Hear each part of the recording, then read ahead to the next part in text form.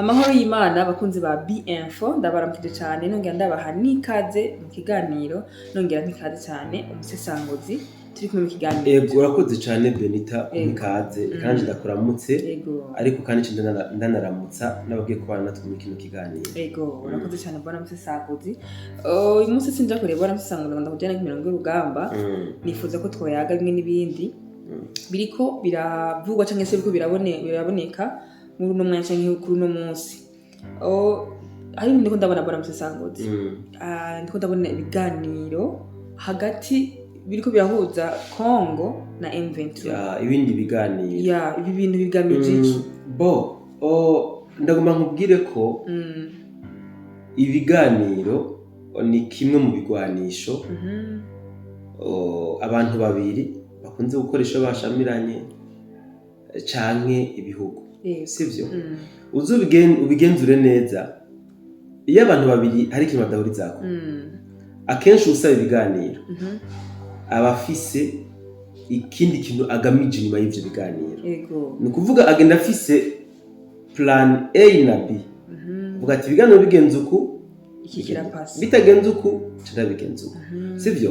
So kuri Congo ibi biganiro bikora muri Congo bamwe n'abandi bibajije yuko byari ku nyungu za M23 n'igihugu cy'u Rwanda gusa.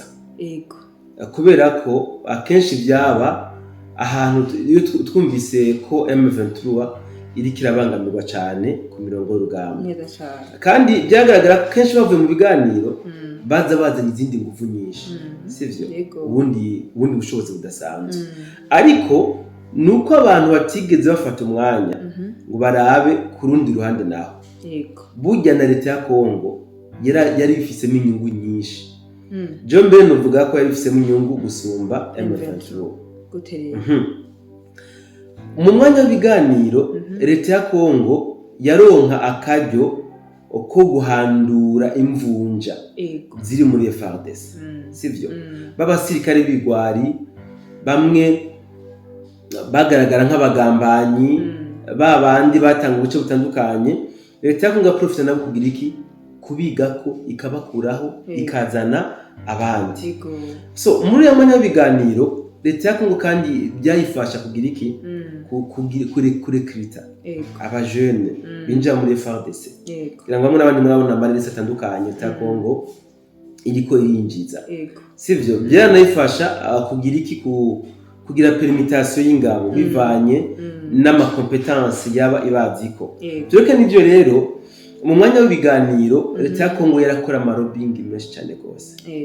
Ngira ngo kagatego nababwira yatega muri Uvira iyo hataye ibiganiro ntiyari kugaje ntiyari gukunda. Sivyo? Hahandi hose bapermita bagasita ba General Pacifique Masunzu n'abandi baprofita mwanya w'ibiganiro. So rero ibiganiro mwumve ko atari kibazo ku mpande zose wanashaka, ahubwo ni avantage. Yes. Ni kuvuga ubaye male umwanya w'ibiganiro kayaga handi batanga akabyaza umusaruro. Ariko bora musisanga utaraje kure ni kintu niyumviriye mu no mwanya. Eske kuvuza ama avantage niho bari plan B ya M23 kugira ngo ishobore kuba yo kwataka Congo kubera yuko arazi ko Congo igeramiye. Reka nkubwire ikintu kimwe. Mu by'ukuri M23 igeze ku musozo. Nta yindi plan imwe novuga basigaranye. Nta nimwe. Sivyo? Reka ndabikwereke. M23 ubu yariremyemwo ibice. Abantu benshi ntabyo bazi. Hariho M23 yumvira amategeko y'igihugu cy'u Rwanda. Sivyo? Hakabaho n'uwundi muco wa M23 ukorana n'Ubuganda mugabo muri business. Apana muri cooperation y'uburyo bwa gisirikare. Bakorana mu buryo bwa business. Sivyo? Hagacongera hakabaho rero n'iyindi M23 yiteguye kugambanira bagenzi babo. M23 zitatu. Yes. Iyi niyo mico itatu imaze kugaragara muri M23. Niyo mpamvu rero jewe ndiko ndavuga ati burya M23 nta yindi plan isigaye. ni mu byumve ndabikwereke ego hari ikiganiro nakoranye n'umu analyste ari aho mu by'intambara ego yerekanye koma musanzwe M23 atayihagaze ni ukuvuga intambara ziko zirava hejuru muri Amerika sivyo Amerika ifinansa u Rwanda donc ndavuga na biriya bihugu by'abarengero sito nka Ubufaransa Ubwongereza sivyo bahereza u Rwanda amafaranga ari amafaranga bahereza u Rwanda bayakompanya n'ibigwanisho bitandukanye sivyo ajya amafaranga rero niyo bagenda batanga kugira ngo bafate ibisagara bahereza abasirikare ba FARDC bakava mu bisagara bakabyinjiramwo bakarimba yuko babifashe mu by'ukuri tutabeshana M23 nta nguvu za gisirikare ifise ariko bora basasanguza ikindi naco ni kina nimviriye mu mwanya eske ibi biganiro byo bari byatumye bariko baravuga yuko bariko bava muri no Bukavu bo ntabwo ari ibyo biganiro ahubwo icatumye bava muri Bukavu babivuga ko bagomba kuva mu bisagara mwemwe bagapezaza Bukavu nande nibyo by'ibindi ko ndavuga sivyo reka ndahashike kugira ngo uvyumve neza donc M23 nta nguvu physical za gisirikare bafise no kuvuga inguvu zabo byari biriya bigwanisho bahabwa na Leta Zunze Ubumwe za Amerika n'abijya bihugu by'abarengero hamwe n'amafaranga aho bigererera ubu nta mafaranga bakironka ngo babe bohonga abasirikare barite ya Kongo kandi nabo bariko baragwanira henshi abasirikare bahari ntabwo ari muri babandi bahabwa amafaranga hari amaraso mashasha ariko akorana novuga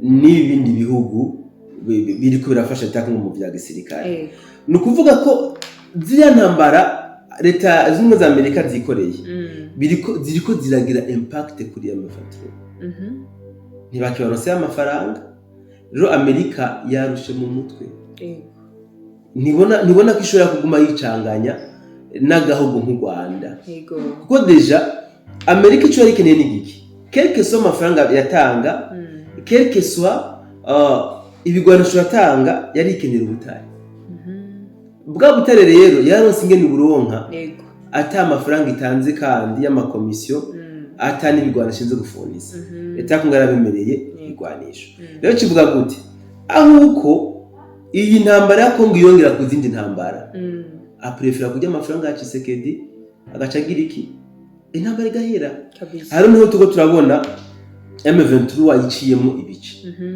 hari M23 itarabona ko Kagame atabushobotse agifise atakibafundisa ibikoresho nkuko byahora atakibaha amafaranga nkuko byahora donc bavuga nka bati tuzofata Rwanda hari muri abo rero bamaze kumusoma neza Kagame ni bamwe bahisemo kugira iki kuja muri business ni kuba muri bujya butunzi kama Kagame yiba harimo nabwo bamwibamwo bagaca bukibereza muri Uganda hariho n'ibindi n'ubundi butunzi esitu nka le bois du Congo n'ubundi butunzi bw'abene gihugu biba baca bashimina hehe mu Buganda ariko baramusasambuza ukanovuze gatumye nibuka ibintu ariko kutubwira kuri kimwe bavuga yuko nibuka niba ari nanga yavuze yuko ikorana na Uganda attention ntabwo bakorana mu buryo bwa gisirikare nanjye reka ndabikubaze muri no buryo ko hari aba M23 bamaze kwicamo ibice bakavuga ati reka tuje turakeba ko gatoya tujana Uganda ibi bintu ntibishobora gukwega Uganda ko bimwe nanga ariko kuvuga bizaba byakwega no reka ndabikwereke je ndakuzaniye ungurire telefone yanje sinshasha ukayigura nibiki bikwega nanje reka ntinda kubaza ndazi yo gitereye iyo telefone unzaniye iri mu makimbirane eske ni gute noza kuyigura kandi ndazi ko ayo makimbirane ni abandanya azoza kunkegana je President wa Uganda arazi neza yuko hagati ya Kongo n'u Rwanda bitameze neza kandi ni hose barabizi nkacanza nkakugurira ubutare nzi yiruka tahura kino kintu sivyo hariho kugura ubutare nk'igihugu no kugura ubutare nk'umugwizatonga donc bariko bariteza imbere ntabwo ari Leta y'Uganda irikiragura buriya butare utwobana M23 ni mitahe y'abagwizatonga bariko barabikoreramo. Okay. Sivyo niko kuntu bikingiye mugabo sico kimwe na Kagame. Kagame agendewe nka president de la République. Okay. Sivyo banabihingura no mu Rwanda. Yego. Tibadanize rero. Yego. Ubundi muce rero wavuze uti ntabwo ubusuma turi bujemo. Twebwe ntituzokwemera ko batubamba. Abaduhenze turabazi. Yego. Niwe twiteguriye gusheta. Ni kuvuga uwo muce nibo noshimira. Donc bamaze kutahura. Bamaze kubona yuko binjiye muri M23 batazi byari byo. So haro nandi makuru y'ubutasi. Amakuru novuga ataramenyekana. Yego. Namakuru yingene M23 noneho bigiye kudabuka. Uti kudabuka gute? Yego. Hariho umumama yavuye plutôt Kinshasa. Aca Uganda amaze yerekeza Kigali. Sivyo? Uyu mumama mission yari afise ni ni mission kuja kongorera abo muri M23. Yego. Yuko atari bose bakurikiranwa n'ubutungane bwa leta ya Kongo. Sivyo? Babandi bazi yuko ata dossier zirugururwa kuri bo. Uwumva bishaka abingene gisubirayo acomoka agenda. Uyu mumama yashitse Kigali abonana n'umwe mu batangaza makuru babandi babatonye kwa Kagame. Sinza kumuvuga amazina cyangwa se sinza kumugaragaza ari we kumvuza umutekano wiwe kuko ni nawe yamufashije kwegera bamwe muri ziriya ndongozi za M23. Uyu mumama mission yiwe yarayikoze arisubirira inyuma. Sivyo? So ubwo rero muri M23 mwumve ko harimwo ibombora ryo ku rwego rwo hejuru kandi bitanga uyu munsi. Yego. Iri bombora ryatangiye kuva kera. Ngira ngo mwarumvise yuko hari aba M23 bishwe n'aba M23 ahantu bakarorero kari direct ka kujya Magloire Paruku. Yego. Umwe nibazikoreshaje n'ibya communication muri M23. Uyu Colonel Nanga akimwinjiza yarazi yuko uyu Magloire Paruku ari baduca bagira vice gouverneur kugira ngo none haduca mufasha kugira iki kuraba ingene asubira kuza nawe aracisha kuwepfo bimwe mu birombe bya hariya ubutaka bwa Kongo murazi ko yarasanzwe aribyo yikorera nawe yari mu basoma mu bandi. Amaze gutanga proposal yuko Magloire Paruku bomugira vice gouverneur niho bamukuriye inkoni ku gishitsi. Niho bagiye kumwereka neza intambara yisutsemo iyariyo. Uwo yagiye aziko bagiye kuba abakombozi b'abakongomani. Baramukurira inkoni ku gishitsi bamwereka yuko intambara arimo ariyo kugwanira abatutsi nkuko bavyivugira hamwe n'abanyamurenge. So kamwe ko byamukoze ku mutima. Byara mubabaje ku buryo yaciye atangura kwiga ingene amutorokesha uyu Magloire Paruku avemwo hajya muri AFC M23 kuko nkoresha imvugo ko uwo yaramaze kumukondana. Yego. Yashatse kondera rero ababantu bose yakweze abigisha ingene donc ingene abasohora. Yego. Byaramenyekanye kuko yaciye amupangira kuza nawe araja mu madelegation yabaja mu biganiro mu manegociation kugira ngo niyagenda kandi azoca agira iki aponyoka yigire. Amakuru sinzi watanze. Yego. Magloire Paruku baramurasa arafa azize intambara atazi. Sivyo? So rero wumve ngo ubu muri AFC M23 nta uryama baguma barabana ku rujisho kabisa. mwavuga ati ujya ngohetse aramira umutwe. Sivyo? Abandi bati tugasamara gato baraducika bagende kandi bakaducika azo ari bara ritugwanye. Nibya sakara yuko muri twebwe harimo amakimbirane harimo ukutumvikana noneho tuzoba twisambuye. So ndakubwira rero yuko ibi biganiro turi kumva gushasha ashobora no kuba ari atu nziza kuri bajya muri M23 bakeneye kwitandukana na M23, sivyo? Nta wamenya kubera iki uriya mudamu yaje muri ibi bihe hacavugwa yuko hagiye kubaho ibiganiro kandi kubera iki? Biratahuritse. Nta wamenya ashobora kuba ari agatego kandi ayutse yuko ibi biganiro biri kubirabuka bigaragara nkaho umenganira leta ya Kongo iriko irabishira mu nguvu cyane gusoma, sivyo? Kandi turiko turabona ku mirongo y'urugamba leta ya Kongo ihagaze neza. Aha turabe muri Fizi mu by'ukuri bahagaze magabo. Point zero barayirikipeye. Mikenke za Bijombo Minembwe centre bahagaze neza. Mugabo tuko to umenga nibo bari kwasa biganiro. Ahantu rero tuze turaba opened. C'est vrai M23 yarifashije cyane ibiganiro mu kongera inguvu mu guca badvancinga. Mugabo na leta ya Kongo ntabwo ari bijuju.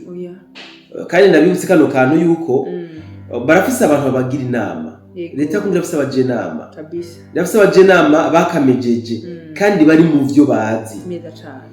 Utu dukenyuro rero sinangomba kuza turavuga tuti bagira inama na banaka byagenze uko gusa muze mwumva yuko umugabo nako umwami kuva nakera hose yamyagirwa n'abagabo. Rero impungenge zigabanuke. Je ndahamya yuko M23 irakomvomvotse. Donc wowe kukomvomvoka kwa M23 uvuga ni ukuntu bamaze gucamo ibiki? Yes. Uko kuntu bamaze kutizerana hagati yabo. Bamwe bati turabo kwa Kagame. Abandi bati turaba baguza tunga babagande. Abandi bati rero twibwe twaje mu byo tutazi. Aha niho M23 yasanga ngukiye. Cyane ikintu gikomeye cyane kabisa. Aha niho yagomokeye kabisa. Ni ibintu bitahuritse cyane kuko mvuze nkuko wari uvuze bamaze gutandukana deja umwe acunga ubundi tujya aranyica canke ibya akagenda usanga bimaze kubikundi kontu kabisa. Reka tube turavuga nti ese novuga ngo rest in peace canke babe barategura imitima barategura imitima kuko ndumva neza yuko na Kongo irabageramiye kabisa. Irabageramiye si Kongo gusa ibageramiye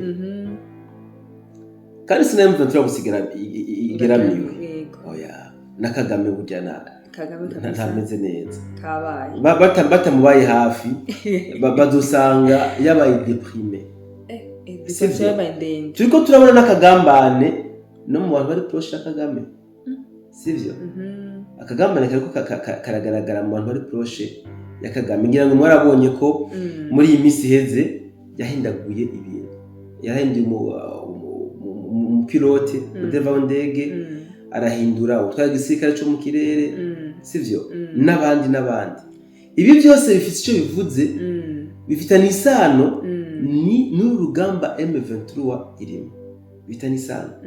Twatanga no kubona rero mu batangazamakuru batandukanye hari ababuri birengero kabisa. Bamwe bavuga bati none barahunze ibi bireze canke bo baba batwaye hahandi kubagaburira zangona, sivyo?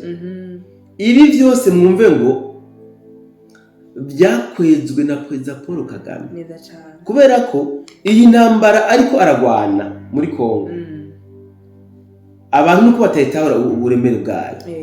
Burya Kagame yagwanye intambara mu yindi. Yashatse gukoresha wa mugani uvuga ngo ibuye rimwe agicisha inyoni zibiri kuko ubushobozi n'uburyo abazungu bamuha kwari kugira ngo we abarambuse butari. Mugabo nawe ati ko bampaye uburyo bwabo reka ubutenda bubahe. Mugabo nanje nce nirondera ka balkanisation. Muri plan z'abazungu balkanisation ntirimwo muri plan z'abazungu. Ubu rero Kagame arabuze imbwa n'imbwebwe.